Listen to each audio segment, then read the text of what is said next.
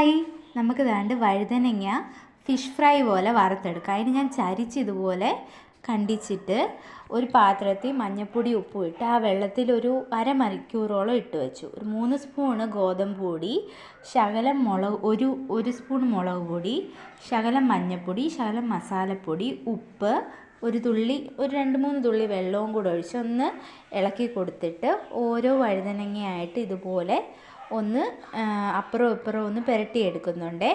ഇത് ഡ്രൈ മസാല തന്നെ കേട്ടോ, ഒരുപാട് നനഞ്ഞ മസാലയല്ല, ഡ്രൈ മസാല തന്നെ. ഞാൻ ആ വെള്ളത്തിൽ മുങ്ങിയ വഴുതനങ്ങ ആയതുകൊണ്ട് അത് പെട്ടെന്ന് ആ മസാല പറ്റി പിടിക്കും അതെല്ലാം അതുപോലെ ഞാൻ പുരട്ടിയെടുക്കുന്നുണ്ട്.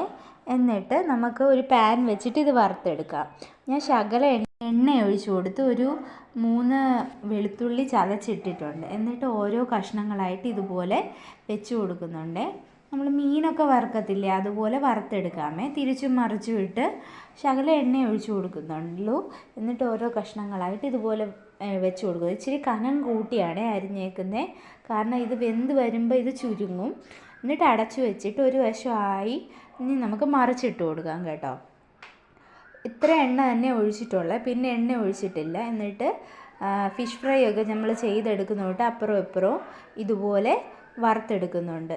ഈ ഗോതമ്പ് പൊടിക്ക് പകരം നമുക്ക് കടലമാവോ അല്ലെങ്കിൽ കോൺഫ്ലവറോ ഉപയോഗിക്കാം, അരിപ്പൊടിയോ. ഇത് ഞാൻ ഗോതമ്പ് പൊടിയാണ് എടുത്തേക്കുന്നത്. ഇഞ്ചി വെളുത്തുള്ളി പേസ്റ്റ് ഇട്ടാൽ ഒന്നുകൂടെ നല്ലതായിരിക്കും. അപ്പോൾ ചെയ്തെടുത്തപ്പോൾ ദാണ്ട് ഇതുപോലെ ഇരിക്കുവേ. അപ്പോൾ എല്ലാവരും ട്രൈ ചെയ്ത് നോക്കണേ. ബൈ.